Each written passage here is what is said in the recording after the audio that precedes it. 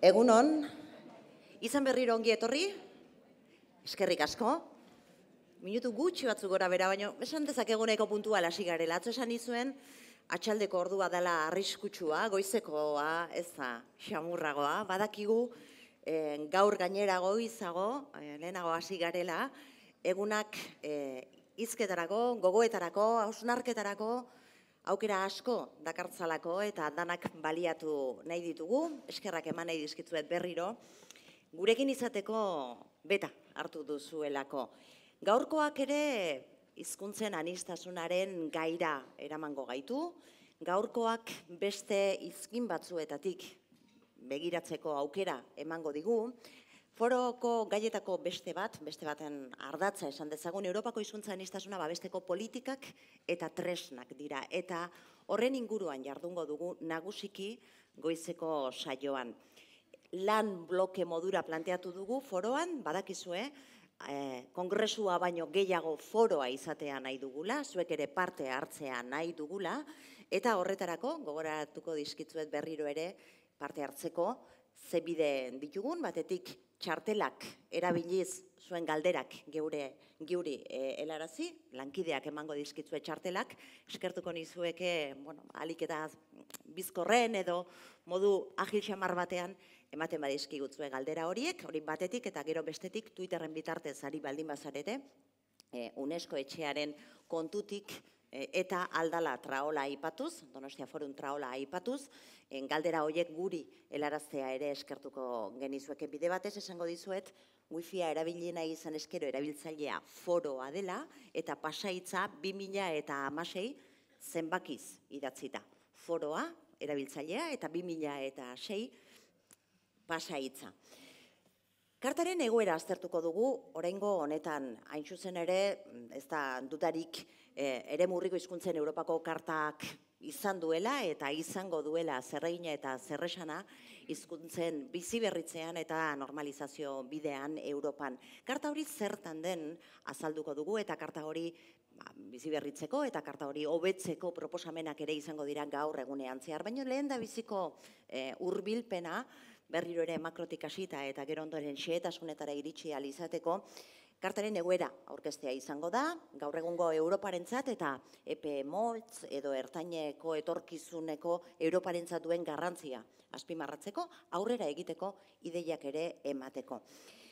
Hoi bezala, aurkezpen sistemaia ezagutzen duzue atzodanik, lankide batek edo pertsona batek egingo du horren kontestualizazioa eta ondoren aditu ekarpenak ere izango ditugu. Eta hain zuzen ere, kontestualizazio hori egiteko gurekin dugu Mikel Arregi, Euskara Bilatik, Euskararen Nafar Institutotik. Mikel, zuretzat.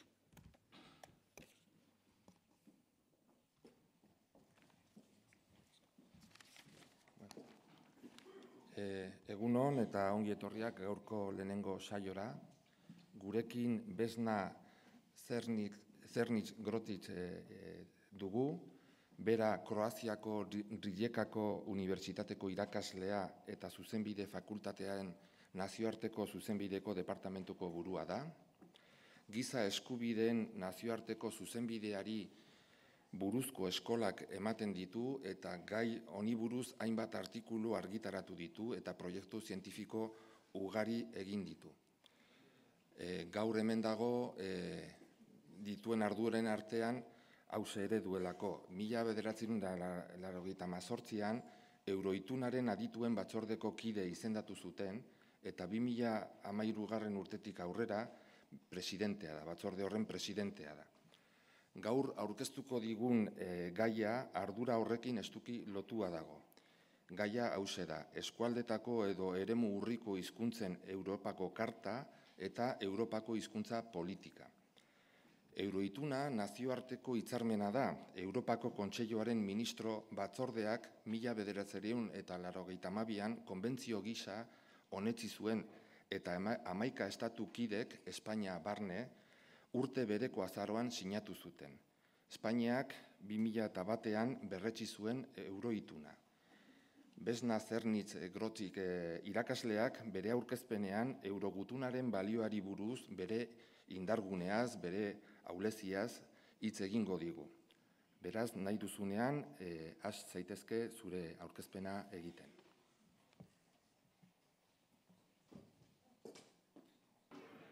Eguerdion, prest gaudela esango nuke, gutxi gora bera. Eguerdion, eta jarrai dezagun lanarekin. Zehose behintzat, atxeden hartzea esaten nuen, zehose behintzat egingo zenuten, gutxienez berotu kafiarekin. Ordu bat aterdiak arteko txanda da, oraintxe abiatuko duguna. Ordu bat aterdietan, etena egingo dugu, Baskari legea egiteko, atzokoaren bide beretik baldin badator lanean jarraitzeko ere izango dela esango nuke, aprobetxa dezagun denbora. Ikusten duzue, eztabaida maila, apurka-apurka osatzen ari garela. Eztabaida maila da, ondoren izango duguna. Eztabaida parte hartzaileekin, eztabaida zuekin, zuen galderen bitartez, eta gaia, ez harritu, Europako hizkuntza politika izango da. Hizkuntza politika baterantz, horixe da mainguru honi jarri diogun izenburua, eta zertaz edo zerren inguruan era askotako gaiak aipatuko dizkigute, gurekin bat egin duten adituek. Nola egin dezakegun aurrera, altasun egoeran dauden Europako hizkuntzak babesteko neurri eraginkorragoak hartzeko proposamenak bilatzen ari gara, proposamenen bila etorri gara foro honetara, eta horixe, lan zail hori jarri diegu gure adituei. Esan beharra dago, oraingo honetan, eta emozio pixka gehiago jartzeko, frantsesetik frantsesera ere izango dugula itzulpena. Beraz, ezakit zerbait egokitu beharrote duzuen, zuen aparatuetan, behar izan eskero behintzat, beste hizkuntza bat ere gehituko dugulako, hizkuntzen lapiko honetara, aniztasunaz ari gara, eta horretan ere lagunduko digute itzultzaileek. Twitterren bitartez galdetu diguzue, ia posible den izenak behintzat jakitea, eskerrak eman alizateko behar den bezala, eta noski posible da, Susana, Sara, Lourdes, Idoia eta Saioa dira, hortxe jo eta ke ari direnak, gure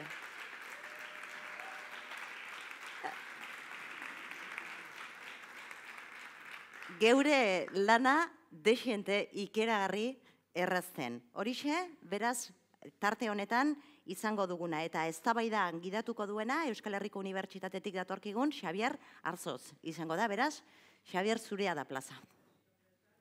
Mila esker, Pili.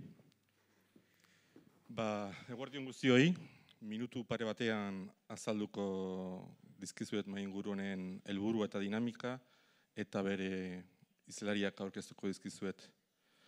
Aurreko mainguraren ardatza eskualdetako edo gutxiengo hizkuntzei buruzko Europako Kontseiluko karta izan bada, oraingoaren abiapuntua Europar Batasuneko politika izango da.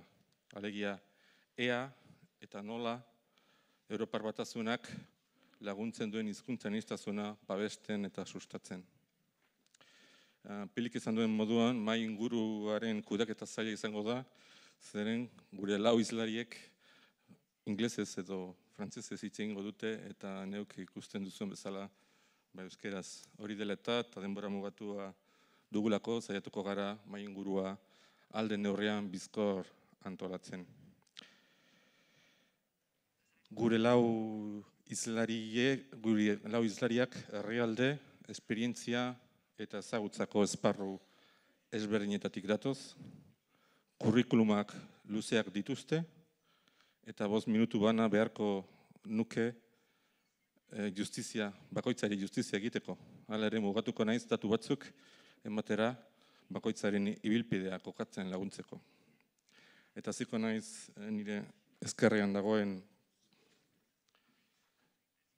hizlariarekin, Nils Torvalds, Finlandiatik dator, eta jatorriz kazetaria da, Finlandiako suediar gutxiengo ordezkatzen duen, eta Svenska Folkpartiet izena duen alderdiaren kidea da, Europako Parlamentura hautatua, liberal eta demokraten aliantza taldean sartuta dugu. Eta bestalde, Intergroup for Traditional Minorities, National Communities and Languages, deritzonaren presidentetako bat da. Batzorde horretan, jakin dezazuen, besteak beste, Izaskun Bilbao eta Josu Juaristi Euskal Parlamentu kideak ere aritzen dira. talde hori, edo batzorde hori, nagusi ez diren hizkuntzez arduratzen den Europako erakunde edo topagune bakarra litzateke. 2004an Estrasburgoko adierazpena argitaratu zuten. Estatu kideen 24 hizkuntza ofizialez beste hizkuntzak hitz egiten dituzten 80 milioi hiztun Europarren oinarrizko eskubideak babeste helburu duena. Ondoren, aruntzago, François Alfonsi, korsikar politikaria dugu, jadanik 4 hamarkadaz Korsikako nazionalismoarekin konprometitua, partitu Dia Nazione Korsaren baitan, han alkatea eta Korsikako legebiltzarkidea izan da, 2009tik 2004 Europar Parlamentuko kidea izan zen, eta tarte horretan Alfonsi deritzon ebazpena onartu zuen Europar Parlamentuak, 192 gehiengoz. Parlamentu horren ebazpenaren izenburua da, desagertzeko arriskuan dauden Europako hizkuntzei eta Europar Batasuneko hizkuntza aniztasuna. Ondoren, Tove Maloi, Danimarkatik dator, eta unibertsitate irakaslea da. Hasiera batean bere herrialdeko atzerrirako zerbitzuan jardun zuen, ondoren ikerkuntza, erakaskuntza eta nazioarteko aholkularitzara iragan zen. Bere jakintzarloa teoria politikoa da, eta gutxiengo nazionalen eskubideen, bai kontu politikoak, bai kontu juridikoak aztertzen ditu. Europako puntako aditua dugu esparru horretan. Eta besteak beste aipatuko dut bere zereginetatik Alemanian, Danimarkarekiko mugatik hurbil, Flensburg hirian dagoen gutxiengoen arazoetarako Europako zentroren zuzendaria da, eta bestalde Europako Kontseiluko gutxiengo nazionalak babesteko hitzarmeneko aholku batzordeko kidea da Danimarkako ordezkari gisa. Eta azkenik, Maiaren beste muturren edo izan da, Sabrina Razon, Italiatik dator, eta tokiko administrazioko teknikaria da, alegia, Trentoko probintziako Komun General de Fasciako hizkuntza eta kultura unitateko arduraduna. Dialektologiari eta hizkuntza variazioari buruzko doktore lana egin zuen, batez ere bere haraneko ladienarari kasu egiten dio, bai unibertsitate ikerkuntzaren bitartez, bai bere administrazio erantzunkizunetatik.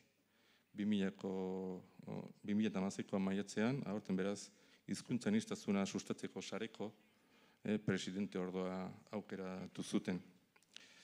Beraz, 4 hizlari hauek aurkeztuta, joango gara lehenengo galderarekin, lehenengo 2 galderak pizkat orokorrak dira, hizlariek hasierako diagnostikoa edo bere hasierako iritzia eman dezaten, eta berdina da guztiontzat. Joango gara ordenez, ezkerretatik eskuinera, beraz, lehenago itxeingo luke Nils Torvalds jaunak. Galderak dira, diagnostiko egiteko Europar Batasunak laguntzen aldu. Europar Batasunaren hizkuntza ofizialak ez direnak babesten, zuen ustez. Eta zuen ustez nola bultzatu daiteken, nola bultzatu dezakete Europar Batasuneko erakundek hizkuntza guztien babesa. Zer ematen duzuen falta, zer espero zenuten.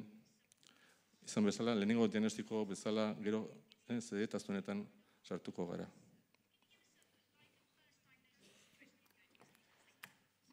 Well, the first diagnosis, if I would be a doctor, I would probably say that EU is sick in some ways.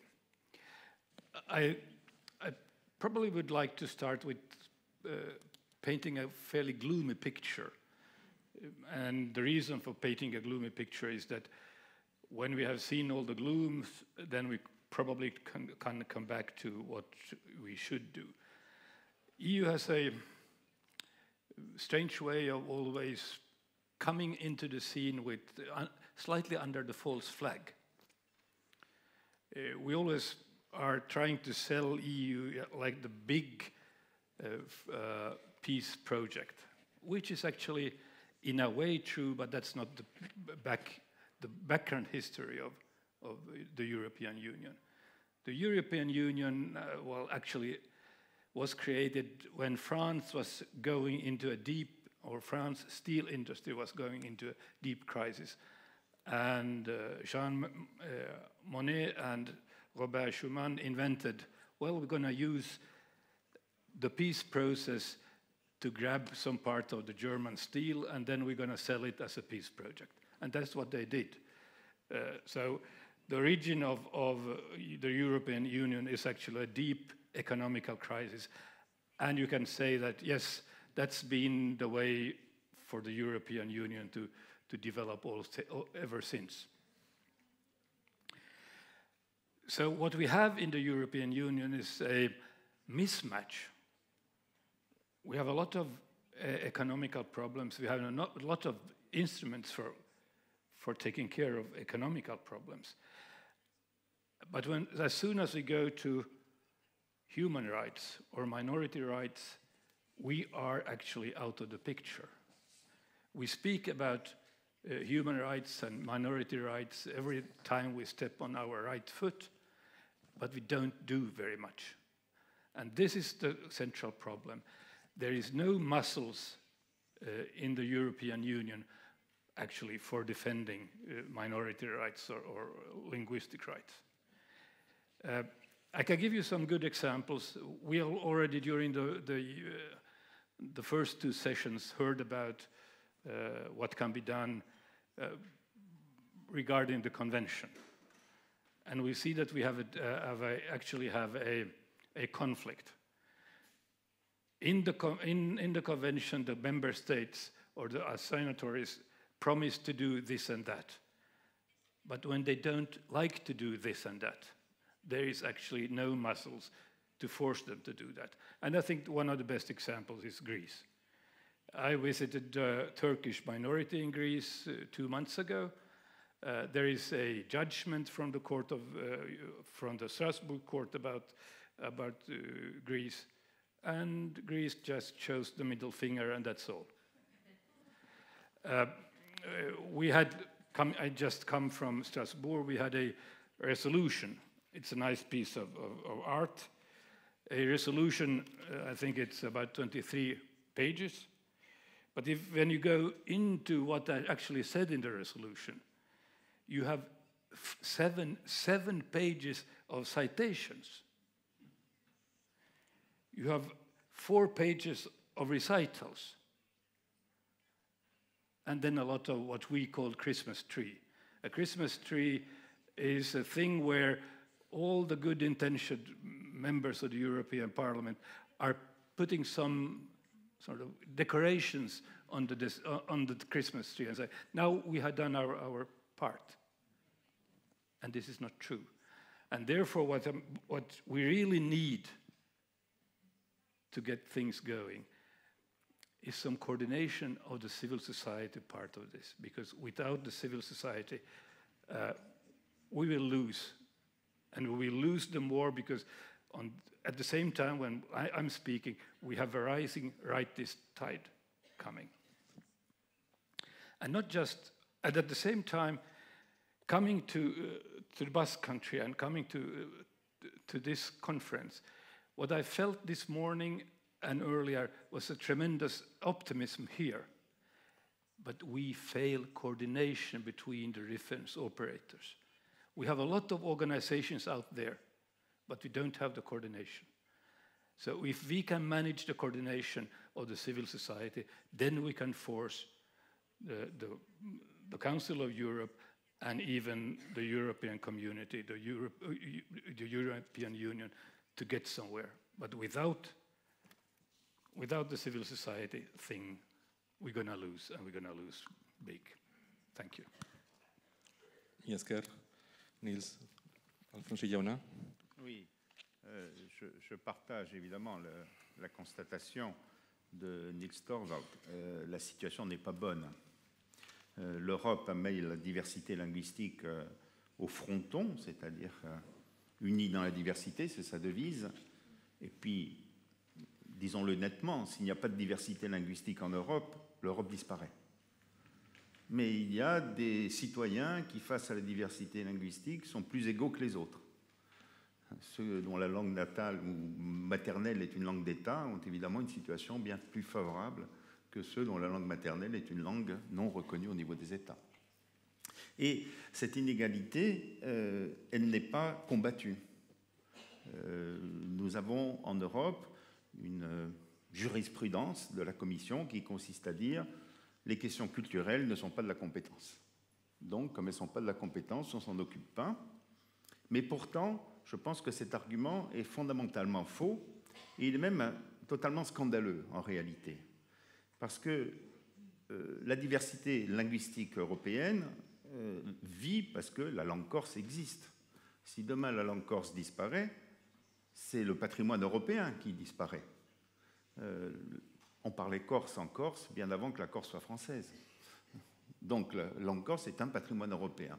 Si elle disparaît, c'est le patrimoine européen qui est diminué. Donc c'est l'Europe qui est responsable, parce que dans les traités, et la Commission est responsable des traités, gardienne des traités, il est dit que les citoyens européens ont droit à la diversité linguistique et culturelle.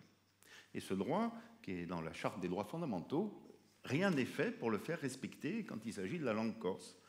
Et c'est même scandaleux, c'est très cynique, parce que pourquoi la langue corse est en difficulté? À cause de l'État français. Et donc si l'Europe dit « je vais confier à l'État français l'avenir de la langue corse », c'est comme si on disait au cambrioleur de devenir directeur d'une banque. On donne au coupable le moyen d'accabler un peu plus sa victime. Et il y a quelque chose de totalement immoral là-dedans. Et je crois qu'il faut à tout prix faire cesser cette hypocrisie. Cette politique, on la connaît depuis le début du christianisme, hein, c'est Ponce Pilate. C'est Ponce Pilate, voilà. Débrouillez-vous, débrouillez-vous. Et ce cynisme est quelque chose de totalement insupportable. Alors, on a réussi une fois, avec l'intergroupe, quand j'étais au Parlement européen, à lever ce couvercle en disant, regardez, c'est des patrimoines européens. Donc l'Europe est habilitée et a motif à agir pour garantir la diversité culturelle. Alors comment pourrait-il agir? Il faut faire le parallèle avec la diversité naturelle, avec la biodiversité. L'Europe est capable de produire des directives qui sont contraignantes. La directive oiseaux, la directive Natura 2000 sont des directives qui font que si les États ne respectent pas le contenu de ces directives, ils sont sanctionnés. L'Europe est capable de mettre des politiques financières, le programme LIFE, des programmes, et même, on va plus loin, puisque ces thèmes, comme la biodiversité, sont transversaux. Ils sont dans la politique agricole commune, ils sont dans les politiques de développement régional. Il y a donc toute une série d'arsenals qui est donné à l'idée de la biodiversité et qui est refusé à la diversité linguistique. Et ça, c'est un problème politique, parce qu'à un moment, il faut bien faire un peu de politique pour avancer. Et ce problème politique, bon, nous l'avons avec les députés de plusieurs groupes mis en cause quand on a imposé la venue du rapport que j'ai présenté au Parlement européen. C'est un long chemin de présenter un rapport. Ce n'est pas si simple, parce qu'en commission de la culture, on ne fait que 2 rapports par an. Et puis, vous savez comme moi, le mur de l'indifférence est terrible. Les gens disent, mais il y a toujours plus important que les langues régionales, quoi. Il y a toujours plus important. Il faut parler de l'Internet, il faut parler des droits d'auteur, il faut parler, voilà, en commission culture, il y a toujours des sujets plus importants. Et faire arriver notre sujet, c'était un long travail de lobbying qu'on a mené grâce à l'intergroupe, auquel Niels participe désormais. Et je crois qu'il faut continuer, et il faut être plus insistant et plus combatif. Il faut réunir la commission et lui dire, bon, il y a 3 ans, un rapport a été voté, qu'est-ce que vous avez fait? Et ils auront du mal à dire grand-chose, parce que je crois qu'ils n'ont rien fait. Et que la commission Barroso ou la commission Juncker n'ont pas plus d'empressement pour aller dans notre sens que l'une que l'autre. Donc voilà, un peu le diagnostic. L'Europe manque à ses responsabilités, manque à ses devoirs vis-à-vis des langues régionales, vis-à-vis de la diversité linguistique. Nous devons nous battre pour qu'elle s'implique et pour qu'on arrive à avoir au niveau des politiques européennes, pas simplement des grandes déclarations, mais des actes et des actes concrets. Esker, Alfonso jauna. Tobe, zure hitza. Thank you very much, Mr. Chairman. And I want to start by, to some extent, of course, agree with the two gentlemen that there is a problem within the EU with regard to national minority protection and the protection of rights of minorities. And this we know, even though we have in Article 2, we have now a reference to respect of minority rights. It remains to be seen how that can play out actually in the future policy making and treaty making in the EU. We have the Fundamental Rights Charter, Article 22, which actually allows for, I think, a foundation for perhaps adopting a language policy. But again, we know with the EU that a policy is a policy without directives. There is no strong sort of tool behind it. So in that sense, the EU bashing can go on forever. I disagree slightly with the resolution from the European Parliament that just came out this week. I think it's better than it used to be, and I think for the first time this year, the LIBE committee actually addressed the issue of national minorities. And I think that's somewhat of a progress. And I think there's a beginning understanding in the EU and in Europe in general that with the current crisis of influx of migrants and refugees and the rise of hate speech against these groups, it also spills over into the more traditional groups, national and linguistic minorities. What I want to say is that there's a world beyond the EU, and there are millions of members of minorities outside the EU who don't even have close to what we might say we have in the EU in terms of protection of human rights. And in that respect, we do have a strong instrument. We do have an instrument which most of the European Union member states actually have signed up to and ratified, and that's the Framework Convention for the Protection of National Minorities, where I happen to sit on the committee, and therefore I'm going to also promote this one a little bit today because we've actually not discussed it at all during this conference. And it basically works and functions the way the Language Charter does with the committee of experts and country visits and so forth. It's a legally binding instrument. The difference is it's a human rights instrument. That means it protects the speakers, not the languages. In addition to protecting all the areas of language learning that the Charter does, it also has a number of other provisions in terms of access to justice, in terms of institution building, in terms of political participation. But it covers all the areas that the Language Charter does. And it is, again, I say this, it's a human rights instrument that protects the individual. On top of that, it has something which the Charter doesn't have. In Article 3, it provides for membership of a minority being based on self-declaration. It means nobody except the individual person can decide whether they want or don't want to be a member of a minority. So you have the situation that many of the countries in the EU have signed up to that. 39 countries have signed up to this. And it's being implemented the way the Language Charter is with periodical reports and visits to the countries. And we actually sit again face-to-face with NGOs, authorities, governments, ombudspersons, and so forth, and we discuss these things in detail. And I want to say here, the protocol that we are now adopting and launching tomorrow is a huge help. It basically covers many of the questions that we ask when we go visiting in these countries. And it's very practical. Our list is just longer because our list covers more than just language policy.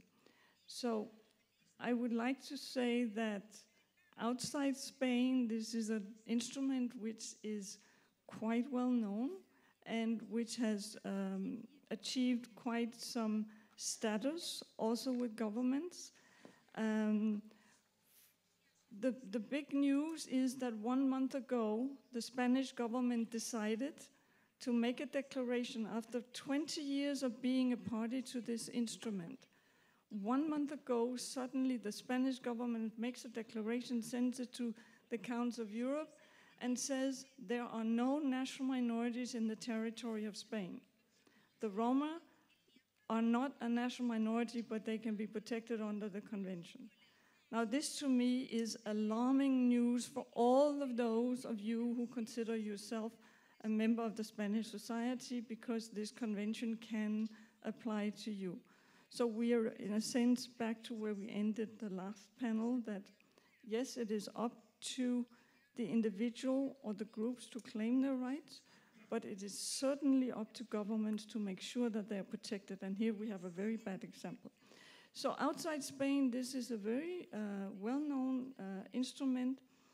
And in fact, it has been argued that the European Commission, the European Union, uses this instrument as a proxy, meaning it actually defers to our convention as part of the protection of national minorities and linguistic minorities.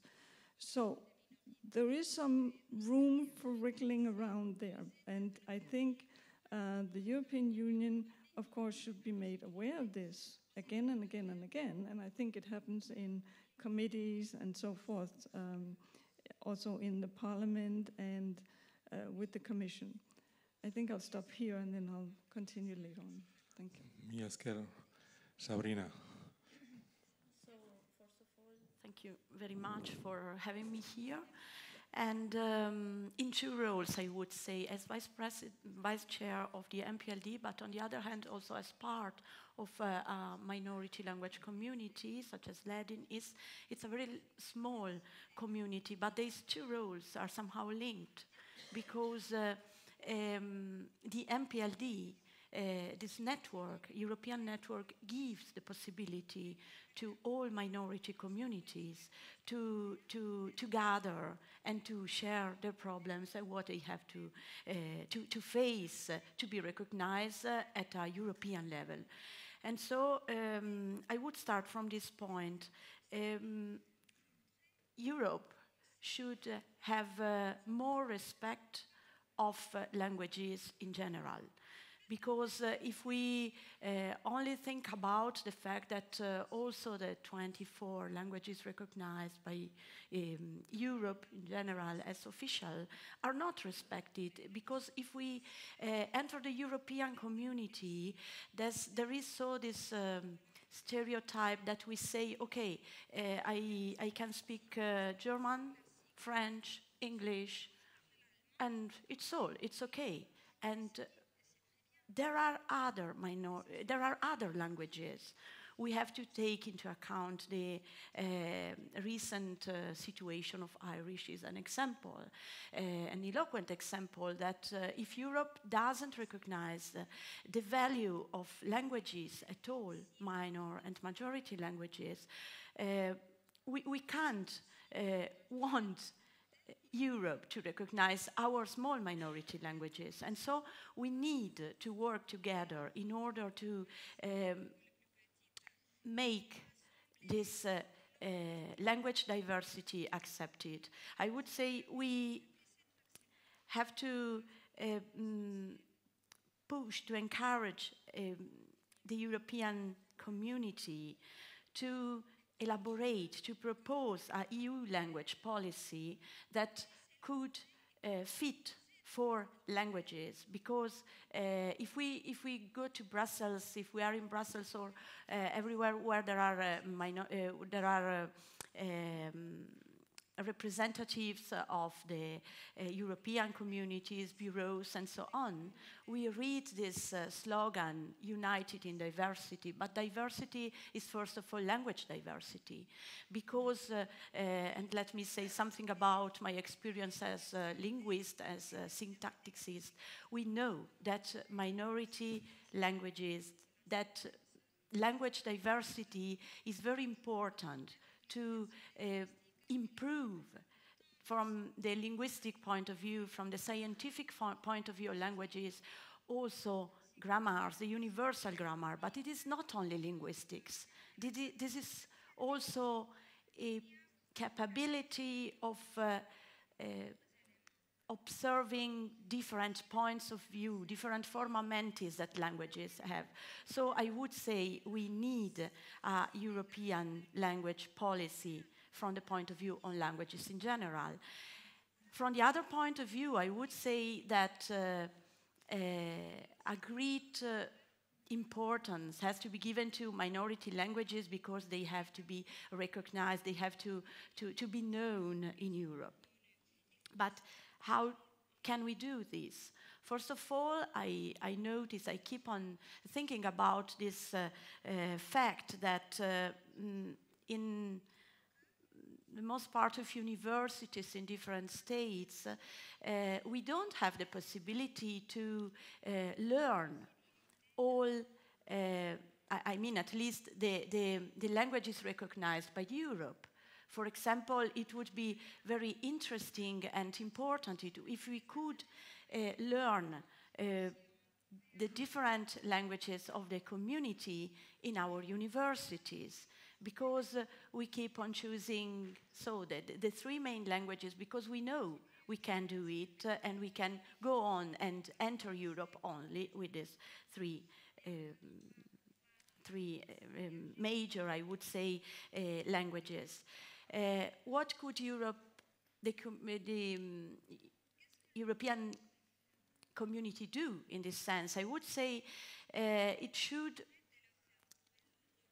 give minority languages the possibility to gather, as it is for the NPLD, for example, or for these organization, associations. It should give it a possibility to propose ways of promoting languages, because we know that we have to intervene from the bottom up. What minority languages need is known because we who speak the minority languages know what we need. And so we need this possibility to have this confrontation with the European levels in order to protect our languages and in order to be protagonists. So this European language policy should come from people, from communities who speak, and from these networks who give minority the possibility to gather and to do lobby in the European community. And I will stop here. Mila esker, Sabrina. Beraz, lehenengo diagnostiko gisa, aipatu duzuen egoera nahiko kaskarra omen da. Europa gaiztorik dago, ez dago neurririk. Batek esan du borondate politikoa faltatzen dela, koordinazio falta ere leporatu zaie, honetan diharduten taldei, talde politikoei edo mugimenduei. Eta Sabrinak planteatu du Europako hizkuntza politika bat faltatzen dela, eta hildo horretatik jarraitu nahi nuke. Desiragarri alda hizkuntza politika komun bat Europar Batasunaren erakunden mendean. Posible alda ikuspegi juridiko batetik, posible alda ikuspegi politiko batetik, hizkuntza mota litzateke. Sabrinak aipatu du hizkuntza arloa, hizkuntza eta hezkuntza arloa. Hezkuntza arlora mugatuko litzateke politika hori. Zeintzuk izan litezke politika horren lehentasunak edo arloak. Mesedez Stills, honi buruz zerbait esan dezakegu. Well, I can start. I think we have something which is a moral hazard. We all know that during the banking crisis, everybody spoke about moral hazards. But we have a moral hazard also concerning our commitments. We know the Copenhagen criteria. I can quote what it says about memberships. Membership requires that candidate country has achieved stability of institutions guaranteeing democracy, the rule of law, human rights, respect for and protection of minorities. That was what was regarded or demanded of the membership countries, the candidate countries. And as soon as they are members, the criteria are gone. And there are no instruments of forcing them back to what they promised during the negotiations. And so there is a void somewhere. And I think one of the voids is actually unsuccessful division of labor between the court in Strasbourg and the court in Luxembourg. Because I have a feeling that there is a gentleman's agreement between the courts of not going into the court of the other, not challenging the other court's jurisdiction. And that leads to Luxembourg not taking on cases where you have cases where Article 2 or Article 22 have actually been broken. So we are, in a way, in a stalemate. And this stalemate is creating very interesting problems because I give you just one example. We have Hungarian minorities, I think, in 7 or 8 different European countries. And at the same time, what we see in those different European countries is that the political field is going to be more and more radicalized because nothing is done. So by not addressing the language rights, the minority rights, we are actually helping the rightist forces to confront. And that's just stupidity. Esker, Alfonso jauna. Oui, c'est effectivement une situation politique complexe. Bon, d'un côté,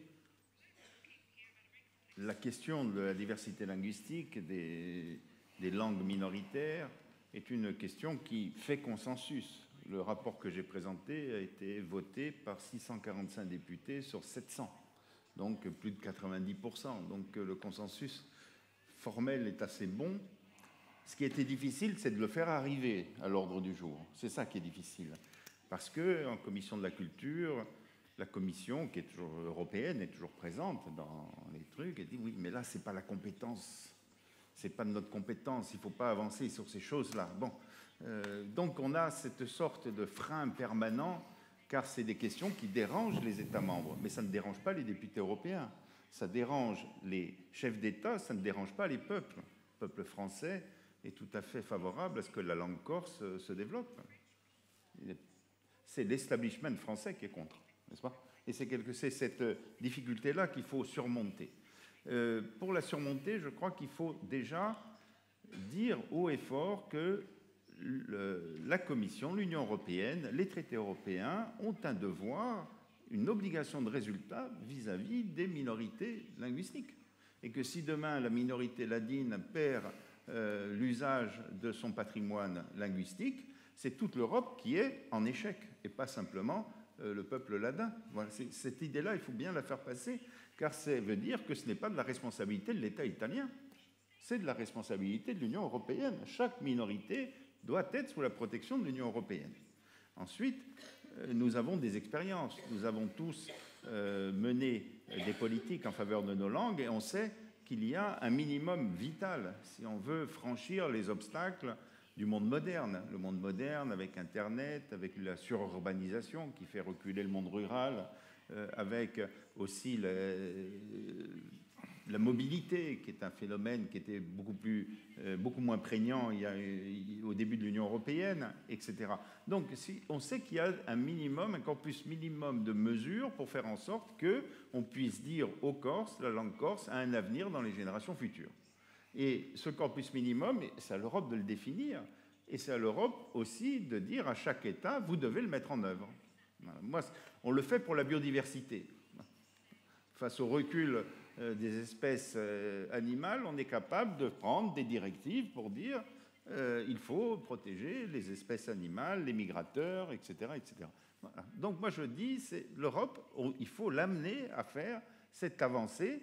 Elle en a le devoir, car elle est gardienne de la diversité européenne, et que si on tue la diversité en Europe, on tue l'Europe en même temps. On la fait disparaître en tant qu'entité humaine cohérente. Et donc, c'est son devoir, et nous sommes les oubliés de la politique européenne. Il faut donc qu'on se fasse entendre pour se faire entendre à nouveau.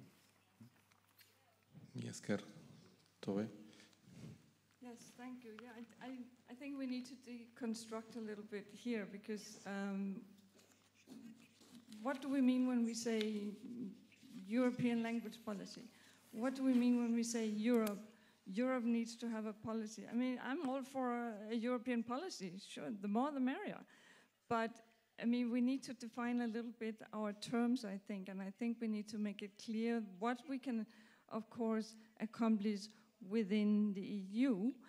We also need to, I think, acknowledge that there are other organizations in Europe that work hard for this. We've just talked about the language charter today. Basically, the Council of Europe is very forward with regard to language protection and the protection of language minority speakers. You also have the OSCE, you have the High Commission on National Minorities with Oslo recommendations on linguistic rights. I mean, there are actors doing this, of course. In addition to that, there are a number of countries that have adopted either laws on minorities or laws on minority languages. You see this in a number of countries, partly also because of the conditionality, because EU put the conditionality into the 2004 wave acceptance of new members through the Copenhagen criteria. And in these countries, and you can go to the Venice Commission homepage and look up this. There are a number of good reports on how a legislation on protecting minority languages and protecting speakers of minority languages should be designed. And the Venice Commission continuously reviews these when they come in. So these exist in Eastern Europe, mostly. Scandinavia is sort of like in the blind. I come from Denmark, where a language policy means how do you spell a certain word, and do you write internet with a capital I or not? That's as far as it goes. But you have Finland, which has a good language policy. Then you have countries in the Baltic states that unfortunately, like many other countries, both East and West, are nationalizing, are still building a nation state, and they are clearly, in that sense, minoritizing everything that has to do with other languages and calling them foreign languages and so forth. But it used to be like that 200 years ago in Central Europe. So, I mean, we're still going through what we've always done in Europe. History is the same. Then you have countries in denial, like France. I mean, there's France, and then there's the rest of Europe sometimes when it comes to minority discussion and minority issues. So then you have the Balkans. You have the Balkans, which are countries that probably do better than most when it comes to adapting and adopting legislation on minorities and the rights of minority speakers, because they want to join the club called EU. And they have these legislations. I don't know if once they join the EU, whether they will then renege on them. Of course, this is up to us as experts in committees to monitor this as we do all the time. And then, of course, beyond that, you have countries where language used to be not a problem, but it is now a problem because of the big elephant in the room. I'm talking about Ukraine, where Russian is now becoming a problematic language, but it wasn't before. So you have a very diverse picture. I could talk about the UK. I was in the UK just a couple of months ago, and the reason why there isn't an Irish Language Act in Northern Ireland is purely political. And it goes back to a piece of legislation that is a couple of 100 years old, supposedly. So we can go on like this, but there are other good examples from the UK. So I'm just saying, a European or an EU language policy, what are we talking about? And is there such thing as a uniform approach to this? Thank you. Sabrina, Mercedes. So,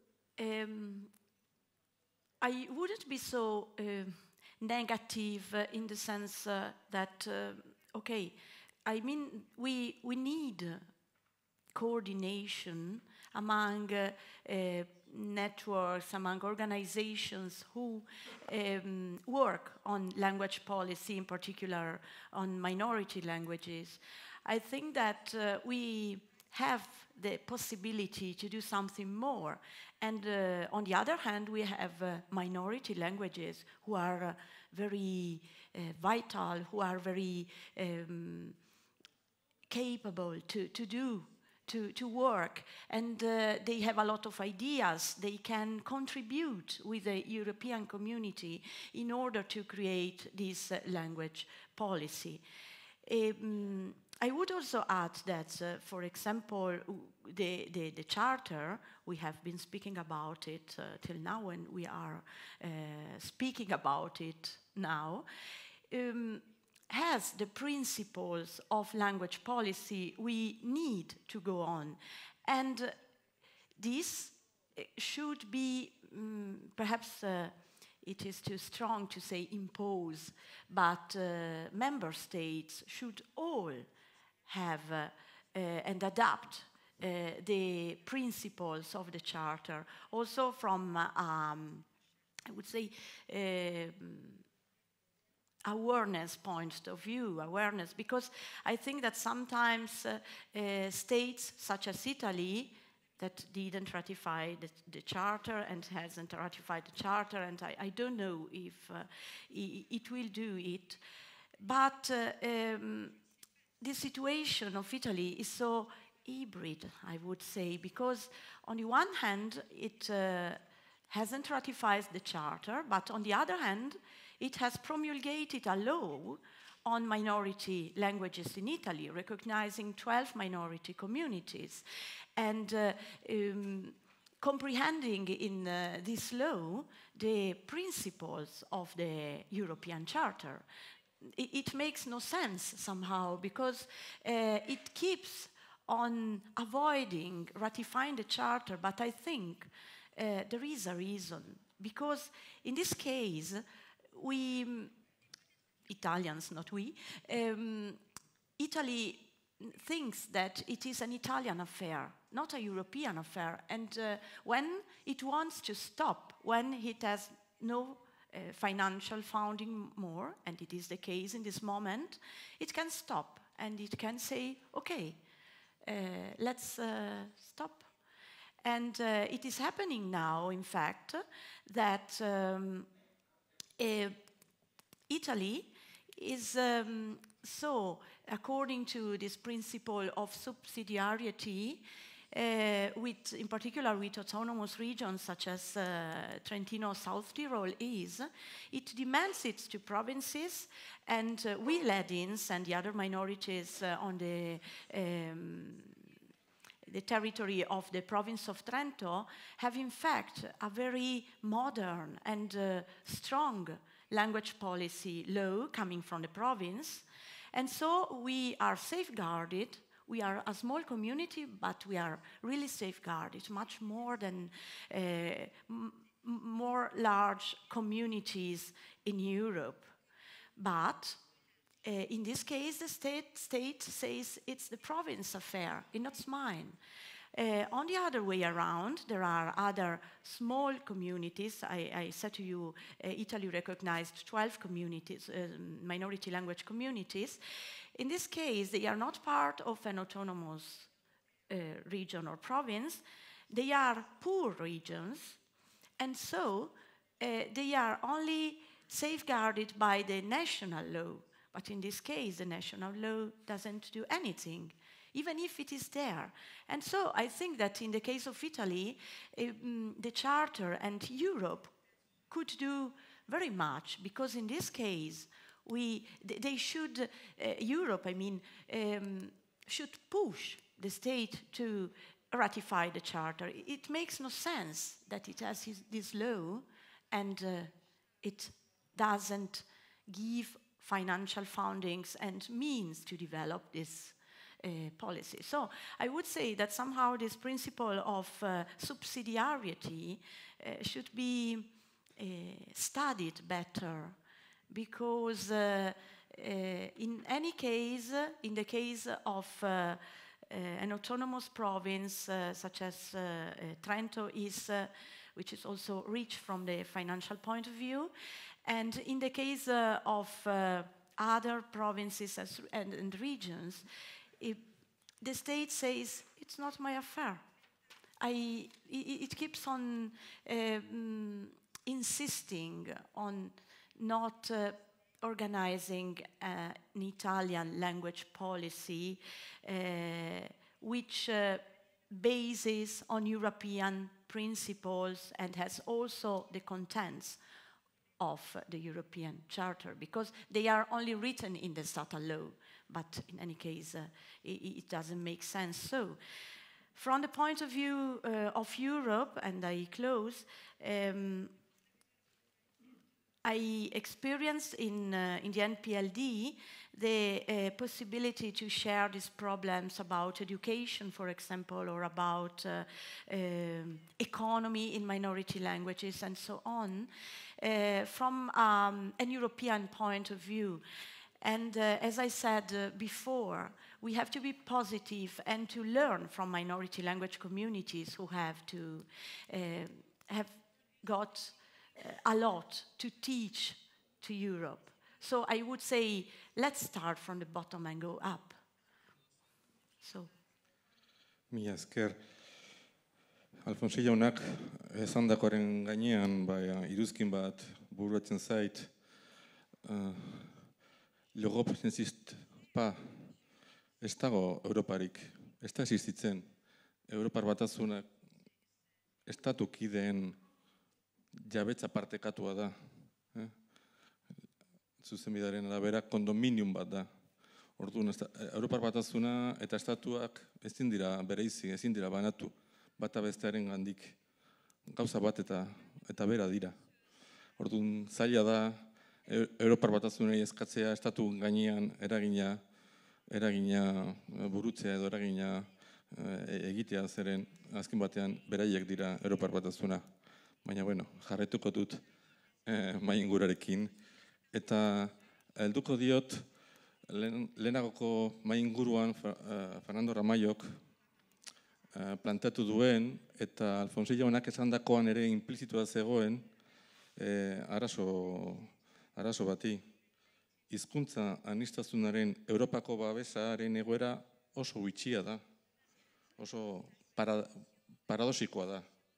Batetik, Europan badaukagu tresna interesgarri bat hizkuntza aniztasuna babesteko, alegia Europako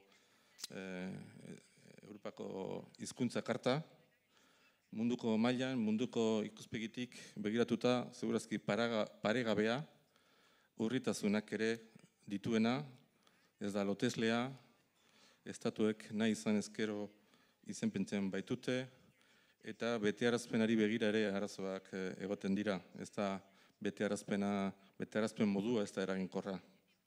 Eta bestalde Europan badaukagu, beste gauza bitzi bat, zuzenbide eraginkor eta lotesle bat, alegia Europar batasuneko zuzenbidea, berriro munduko perspektibatik paregabea baita. Baina Europar Batasuna, ez dakigu zergatik, ez da arduratzen hizkuntza aniztasunaz.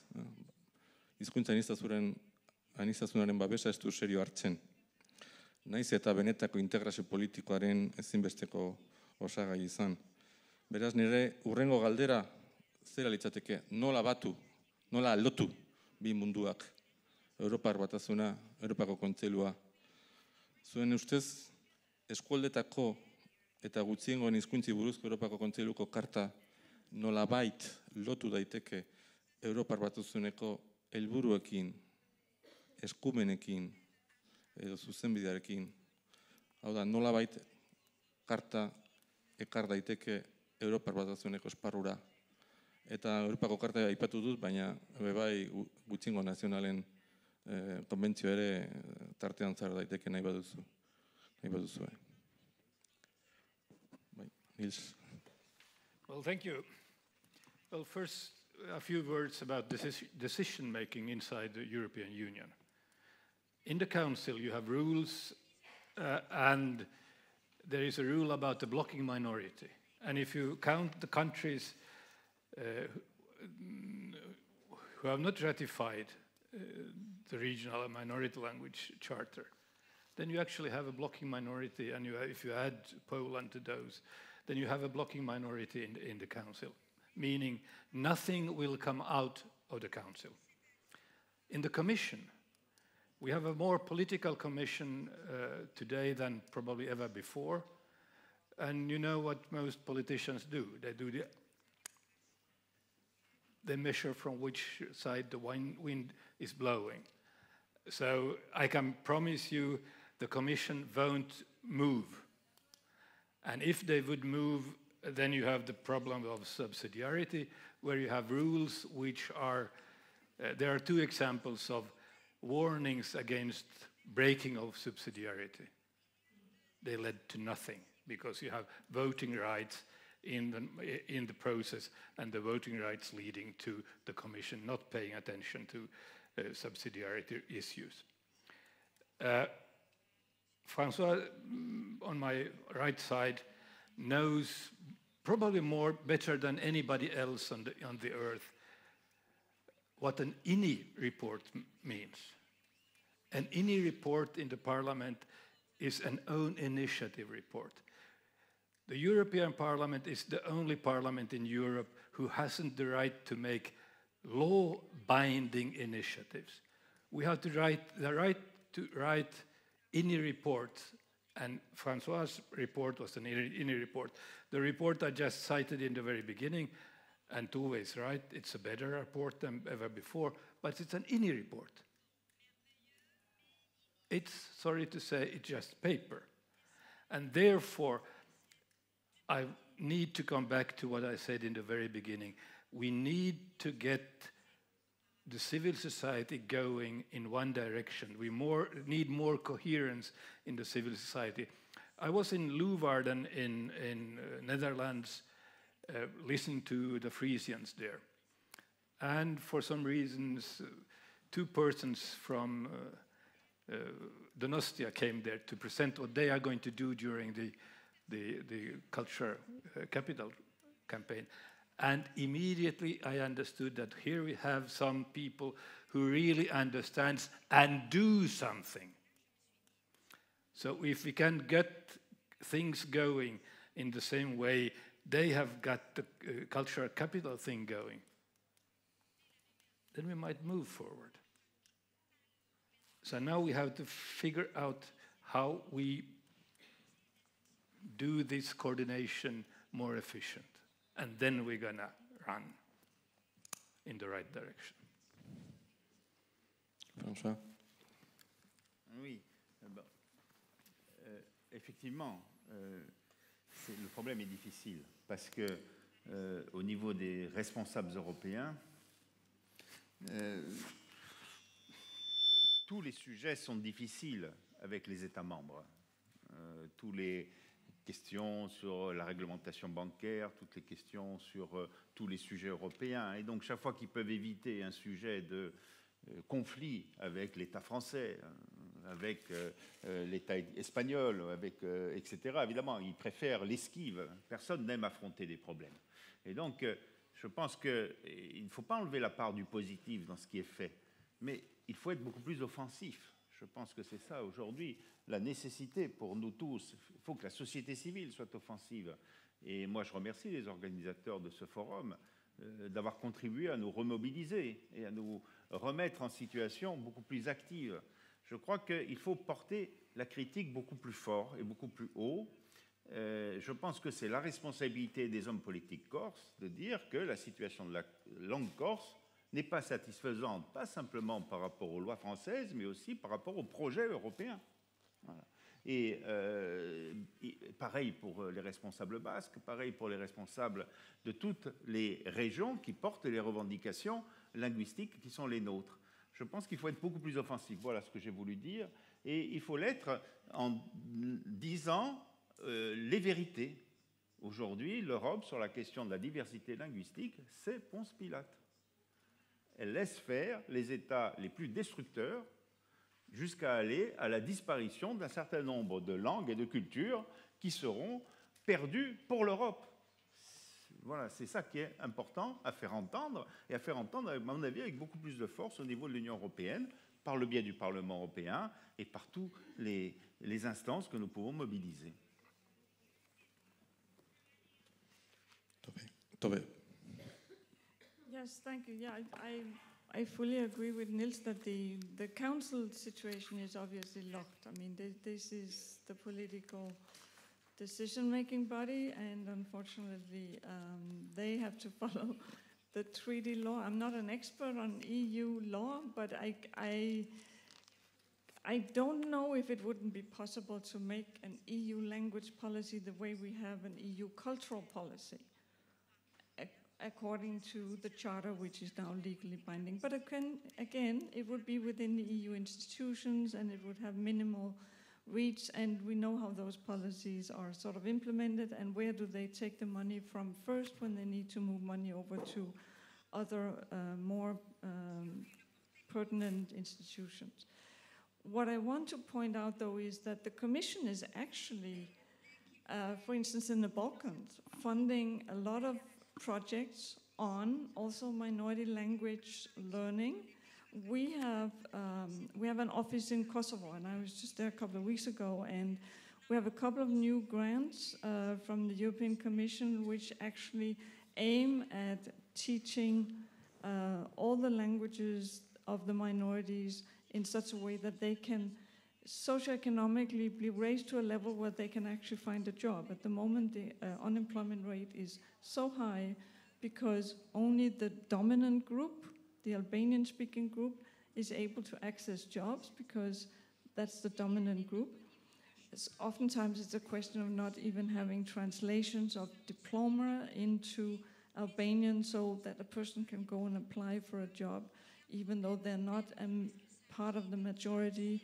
They may be Serbian speaking, they may be Roma, they may be Egyptian Ascali.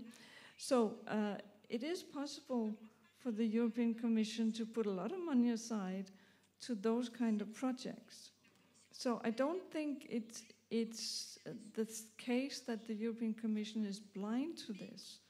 And I don't think they're dumb. I mean, I just think it's a question of how can it be phrased and formulated so that it can be bought by all interested actors within the European institutions. Thank you. Sabrina.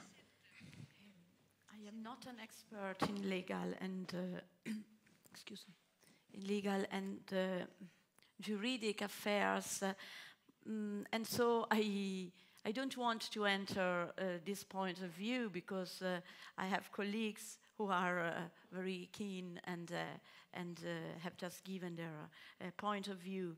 But in any case, I really appreciate what we are now repeating, that civil society has to go in one direction and has to understand the principles and the values of going on with minority languages. And I would also say that if we want that Europe in general goes in the same direction about the issue of minority languages, we should, as minority communities, keep on doing lobby and on demonstrating that we want to do something together, that we ourselves are going in the same direction. And this comes from minority communities themselves, I mean from the regions, not administrative or political regions, but also language regions, but also from provinces, regions, and member states. So we have all to go in the same direction, because if states and provinces, regions don't go in the same direction, so Europe can't go in the same in one direction. So I keep on insisting it is very important for us to start from people, from speakers and from projects coming from the bottom. So I would be, excuse me, I'm really a concrete person, and so I think that we ourselves have the duty and not only the rights to be safeguarded. Stop. Bai, uste dut hobek zerbait gaineratu nahi zuen. I didn't hear the translation, but I just wanted to make a point here. I totally applaud civil society activism and civil society bottom-up action. But I think we have to be careful not to take the onus away from putting the onus on governments. I mean, I'm a little bit worried here that we're sort of saying, well, civil society has to act. And if they don't act, tant pis. That doesn't work. I mean, we're talking about human rights. We're talking about minority rights are human rights. And we're talking about rights that even are global, because we also have cultural rights on a global scale through the ICCPR of the UN. So don't get governments to feel that they can just lean back and let civil society take care of it. I'm just flagging up here a little bit. Mila esker, ezakit beste galdera baterako denbora daukagun.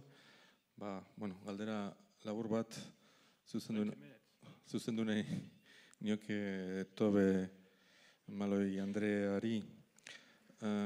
Asko hitz egin dugu, asko hitz egin da foro honetan hizkuntza kartari buruz, eta zuk beste hitzarmenaren nolabait parte bat zara edo kide bat zara. Nola ikusten duzu bi hitzarmenen arteko harremana? Etorkizunean bi lege tresnak batu daitezke, hobetu daitezke bata bestearekiko harremana edo lotura, zuzenbide mailan, politiko mailan, esperto adituen txostenetan, baldaude arazoak bi monetarizazio lanetan. Nola ikusten duzu?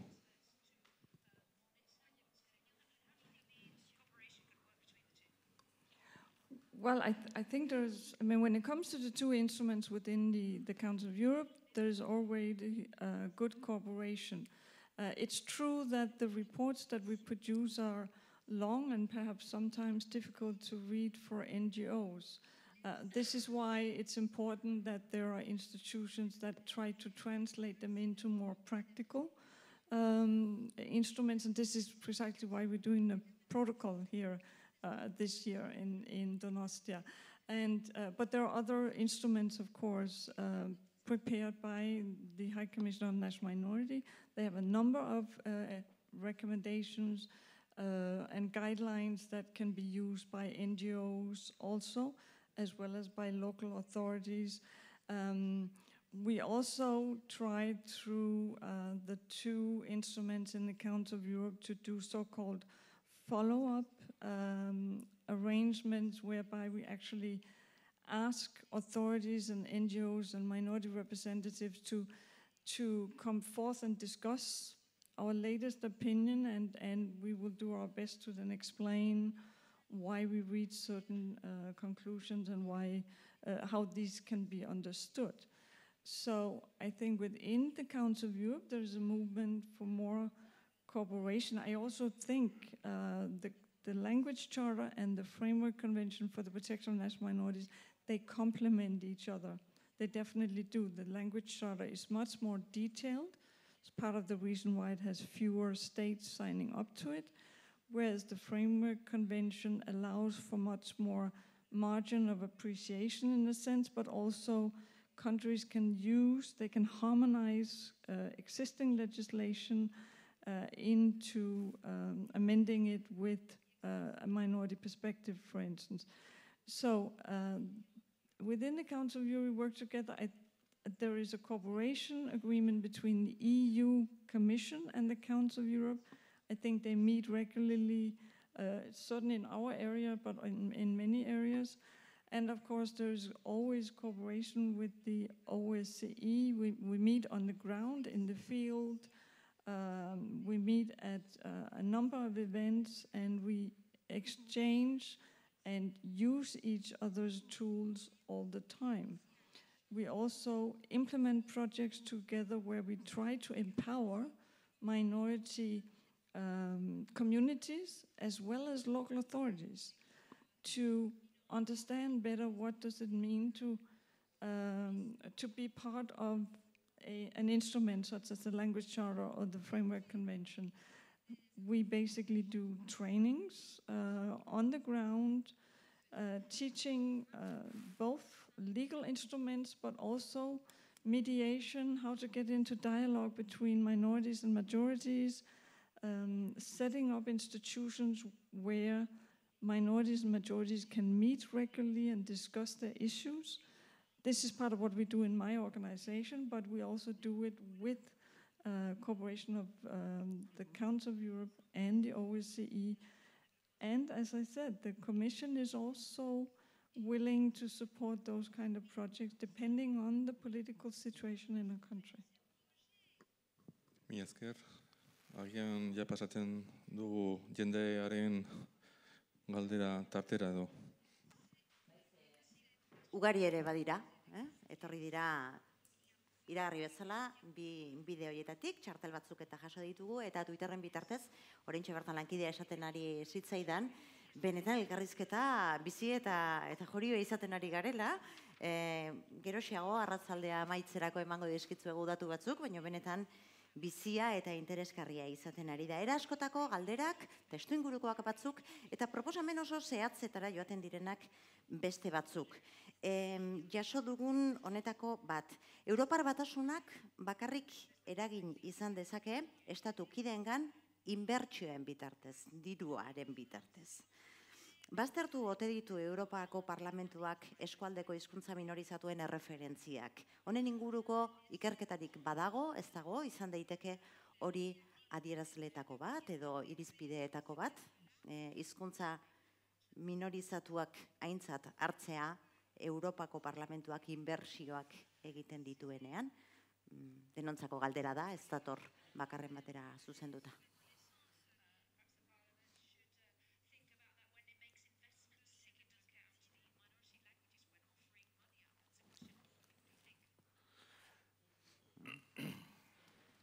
Well, thank you for the question. I'm also a substitute in the budgetary committee, so I'm perfectly capable of answering the question. You should understand that the budget of the European Union, that's 1% of the GNP. And what we see now from a budgetary perspective is the satellitization of this budget, because the Council is taking out money and putting them in different projects where they aren't anymore under the scrutiny of the parliament. And this is, from a democratic point of view, very disturbing, because one of the sort of basic principles for a parliament, you can go back to any parliament, was that no taxation without participation. And this general principle isn't followed in the European Union. So the amount of money we can spend on different good projects, I can promise you, it's going to be less and less and less. We saw it already when Juncker came out with his Juncker plan, the FC money, because they took money from where? Mm-hmm. From Horizon 2020. So be careful. As soon as you speak about the budget, there won't be enough money. But at the same time, I give Tove right when she's stressing, we shouldn't let them off the hook. When I speak about civil society, that doesn't mean that, okay, we don't have any hope for the Commission or for anything else. In my back, as soon as I speak about the Commission, I heard lyrics from Bob Dylan, "Here comes the blind commissioner." That's Highway 66, I think. But we should open their eyes, and we should struggle to get them doing it. But there will be limits on how much we can get them, and therefore we need the civil society. Thanks.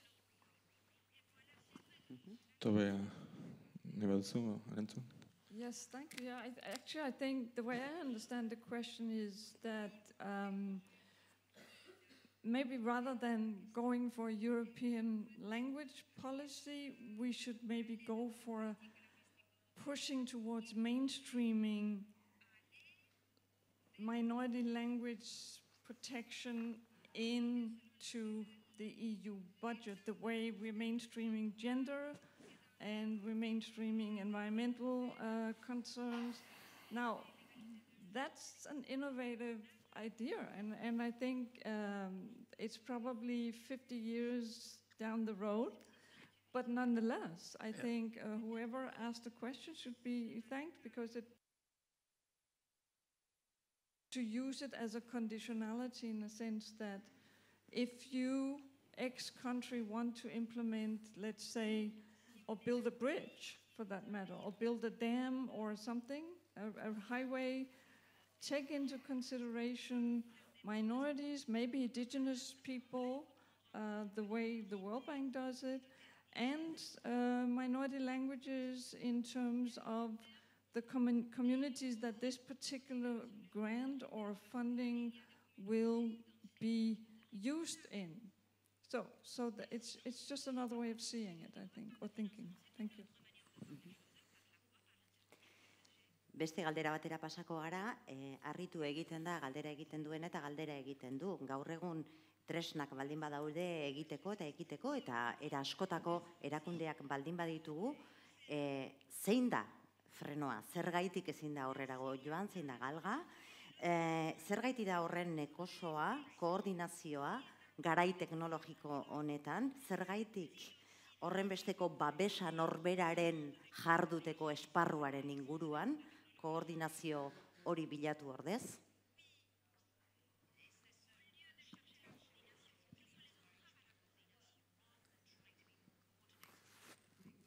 Oui. Moi, je dirais que déjà, il y a le réseau que représentent ceux qui ont intérêt, qui sont partis de cet intérêt collectif à ce que l'Europe ait une politique en faveur des langues minoritaires. Voilà. Il faut se coordonner davantage. NPLD aujourd'hui est un réseau utile, et je pense qu'il est très important qu'il puisse continuer son travail. Il faut le renforcer. Je pense que déjà on devrait demander à la Commission d'y contribuer, car l'existence de ce réseau conditionne la prise en charge de la revendication des 60 ou 80 millions d'Européens qui ont une demande forte vis-à-vis de leur identité linguistique et culturelle. Et ensuite, il faut, je crois, être plus pressant sur le plan politique. Une ligne budgétaire dans le budget européen sur les langues régionales ne sera jamais aussi importante que le plan Juncker.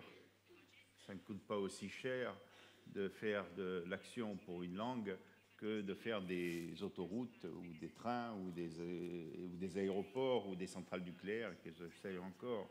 Ça ne sera jamais une très grosse somme. Mais évidemment, toutes les sommes, il faut les arracher, c'est un combat politique. On ne peut pas imaginer qu'on ait cet argent-là sans le combat politique nécessaire pour l'obtenir. Mais après, quand on l'a, c'est un levier. Si demain, la politique régionale, après 2020, dit à l'Assemblée de Corse, vous avez une langue minoritaire, il faut qu'au moins 10% du budget soit consacré à l'objectif de la diversité linguistique, ben, tout d'un coup, c'est un levier. L'État français peut dire, moi, je ne veux pas. Après, tout le monde va dire, oui, mais on perd de l'argent. Enfin, voilà, on est dans un système qui devient actif et qui devient proactif. Alors, je ne sais pas, c'est un peu rêvé, peut-être qu'il faudra 50 ans. J'espère que non. J'espère que non, parce qu'on est un peu plus pressé que ça. Voilà. Bizkor bagoaz, iruditzen baldin bazaizu edo zerbait. Yes. I totally agree with François Alfonsi, and I would add that in this way, networking, I mean, we can save money. We can go on proposing projects that can be shared. For example, to be concrete, in ICT, in education, there are programs sponsored by the European community that can be shared and can be used. And so we need to exchange these best practices and to share them. And this is one point. Another one is to tell you that last July, we chairs of the MPLD met Commissioner Navracsics, and he was very glad to hear that communities having minority languages could and want contribute to develop projects with the European Commission. I think it was very satisfactory to hear that he was interested in these, because somehow also in the fields of education, of sports, or economy, also minority languages can do something and can propose and can be an example. And so I would say that networking is the best way also to gather money and to spend it in the best way, because somehow there are minority communities that sometimes have already developed these projects, and because of the lack of this networking, we don't know it. And so we tend to repeat and to propose projects that are similar, and it is not good in the perspective of a European community that is united in this diversity, because we have to be united also in doing programs and language policy, I would say.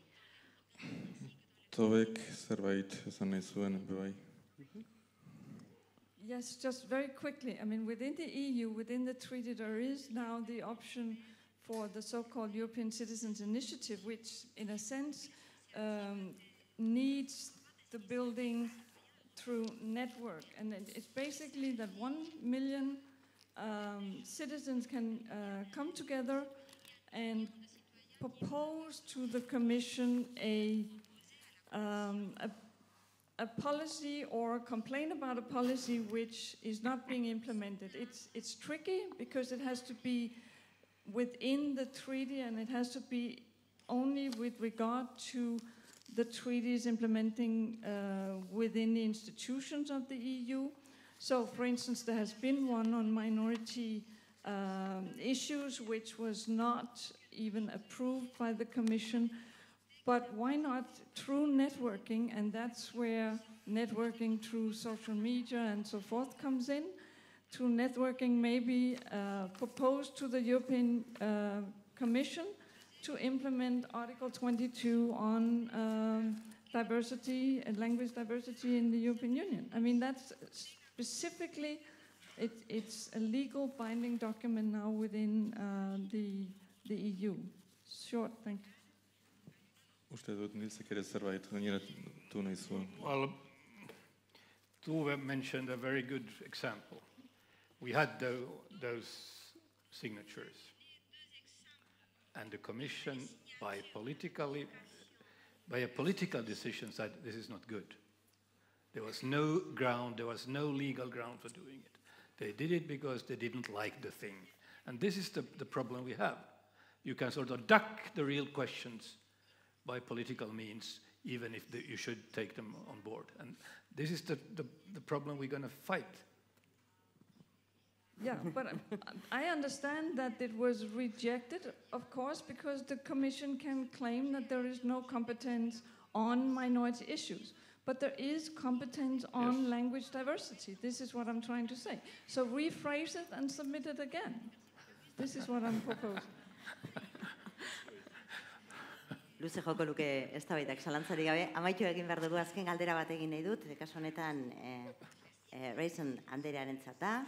Eta galdetzen zaigu nola liteke, esate baterako Galiziako gobernua, sare horretako kidetzat hartzea edo kide izatea, bere hizkuntza politika positiboa izatetik horren urruti dagoela uste denean edo izan denean, ezta?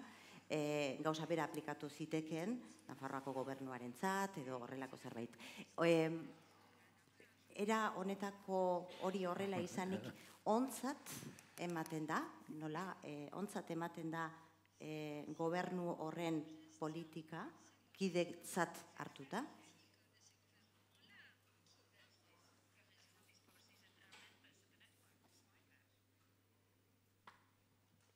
Who want to answer? It's for Sabrina.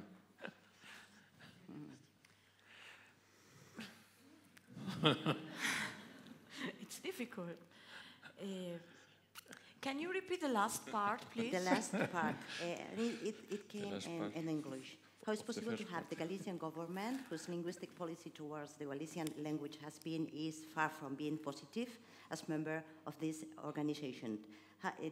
Does it legitimate the actual policies of Galician government when they are considered members of the network? Euskeraz esaten dugu erositako prezioan. Yes, I think, so I have to be politically correct, but... Don't worry. Yes, I think that in any case, let's be positive. I would say that in this case, the reason is very strong why it is part of the network, because people, speakers, I mean, can insist on this fact and want from the government to be to correct their point, I would say. I know it's difficult, but perhaps the network can help speakers, can help the community to find a solution with the government and to correct, I repeat the point, to find a way out of this impasse. Sure, it's difficult. I can't say anything else. Politikoki zuzena ala ez zuzena foroek ematen dutena da parte hartzeko eta elkarrekin gogoeta hauek egin eta elkarri azaltzeko bidea. Zakit, bere horretan utzi beharko dugu horrek gehiagorako ere jo lezakeen arren, baino denbora agortu ere bai egin dugu. Eta besterik gabe eskerrak eman nahi dizkitzuet, eskaini diguzuen ikuspegita izan duzuen solasaldi interesgarriarengatik, gure aurrean eta gurekin. Eskerrik asko. Eskerra zuri bebai.